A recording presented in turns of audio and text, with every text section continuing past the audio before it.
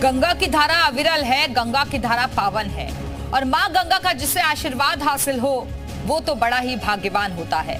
प्रधानमंत्री मोदी का मां गंगा से बड़ा ही भावनात्मक नाता है और 2014 में उन्होंने कहा था कि काशी उन्हें किसी और ने नहीं, खुद मां गंगा ने बुलाया। और अब जब उन्होंने एक बार फिर काशी से नामांकन किया तो कहा कि मां गंगा ने उन्हें गोद लिया है।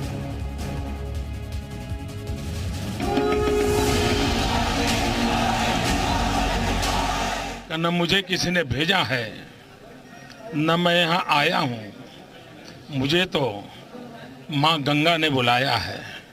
और एक बालक जैसे अपनी माँ की गोद में वापस आता है, वैसी मैं अनुभूति कर रहा हूँ। ये बयान पीएम ने साल 2014 में दिया था, जब वो पहली बार काशी के रण में उतरे थे।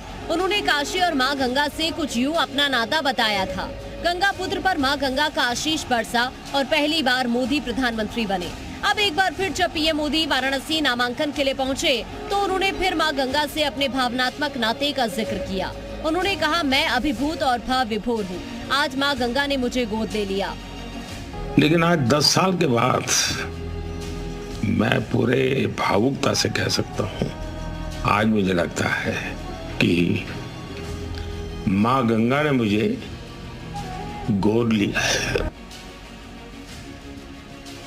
सचमुच पीएम का मां गंगा से विशेष नाता है, तभी तो वो जब भी काशी आते हैं मां गंगा का आशीर्वाद जरूर लेते हैं। और जब विशेष आयोजन जैसे नामांकन की प्रक्रिया हो तो अछूते कैसे रह सकते हैं। ये अब तक के तीनों नामांकन में भी दिखा। नामांकन से पहले गंगा घाट पर मोदी, साल 2014 में गंगा में डुबकी लगाई, साल 2019 में गंगा घाट पर आरती की, साल 2024 में मां गंगा की पूजा की। इस बार भी पीएम वाराणसी से पर्चा भरने के लिए पहुंचे तो दशाश्वमेध घाट पर गंगा आरती की। दशाश्वमेध घाट पर ब्राह्मणों ने गंगा पूजन कराया। पीएम ने काफी भक्ति भाव से करीब 20 मिनट तक मां गंगा का पूजन किया। इसके बाद क्रूज से वो नमो घाट पहुंचे। पीएम ने काशी के कोतवाल कहे जाने वाले काल भैरव मंदिर में भी दर्शन पूजन किए। आज जैसे गंगा सप्तमी है, आज के दिन जो है गंगा जी शिव जी के जटाओं में उपस्थित हुई है, इसलिए उनका एक तरीके से अवतरण ही है। इसलिए आज का जो पूजन करने से सभी मनोकामनाएं पूर्ण होती हैं। और नॉमिनेशन वाले दिन सर आए हैं तो फिर उनका नॉमिनेशन होने से विजय प्राप्ति का भी सभी ब्राह्मणों ने उनको महाविजय प्राप्ति रस्तु ऐसा आशीर्वाद दिया है।